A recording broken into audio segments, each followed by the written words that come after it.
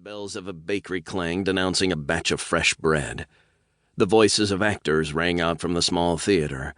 Hundreds of workshops, thousands of apartments, dozens of languages, ranging from old Earth tongues to the common human, many spoke today across the galaxy.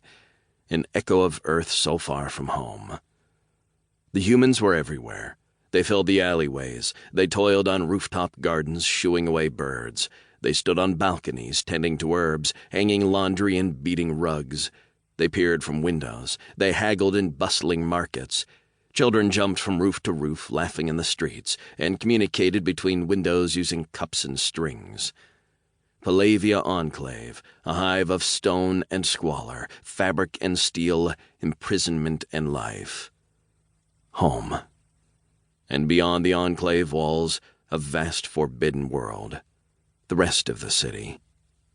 Palavia was a sprawling metropolis, home to 1,000,000 pavans, a race of sentient felines. From here, Ayumi couldn't see much of that forbidden realm. The tops of several towers, the distant palace on a hill. That was all. To her, the rest of Palavia was as unreachable as Earth. Ayumi saw all this within seconds as she leaped out her home window. She had seen this view thousands of times. With a thud, she landed on the roof of a neighboring home. She ran across the adobe tiles, vaulted over an alleyway, and landed on another rooftop. Birds cawed and fled, shedding feathers. Ayumi hopped from roof to roof, waving at her neighbors. A few waved back.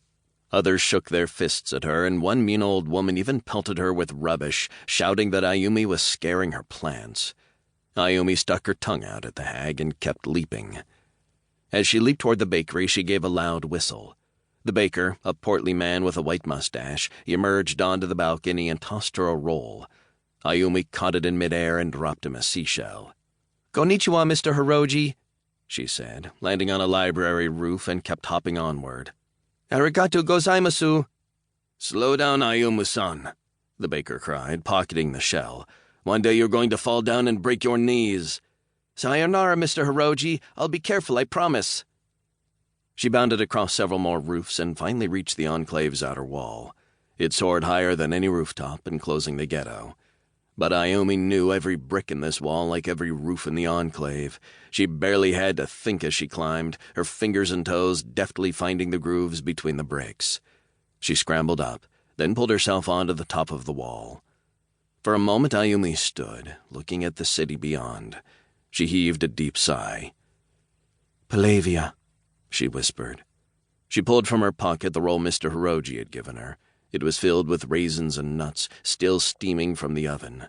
Ayumi chewed thoughtfully, walking atop the wall, gazing upon the city beyond.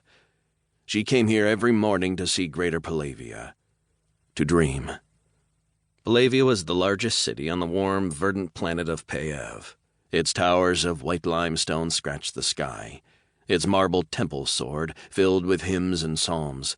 Gardens bloomed across the city, lush with trees and flowers, plants Ayumi had never seen up close. The boulevards were wide, filled not with shaggy mulers and creaky carts, but ornate, steam-operated chariots trimmed with gold.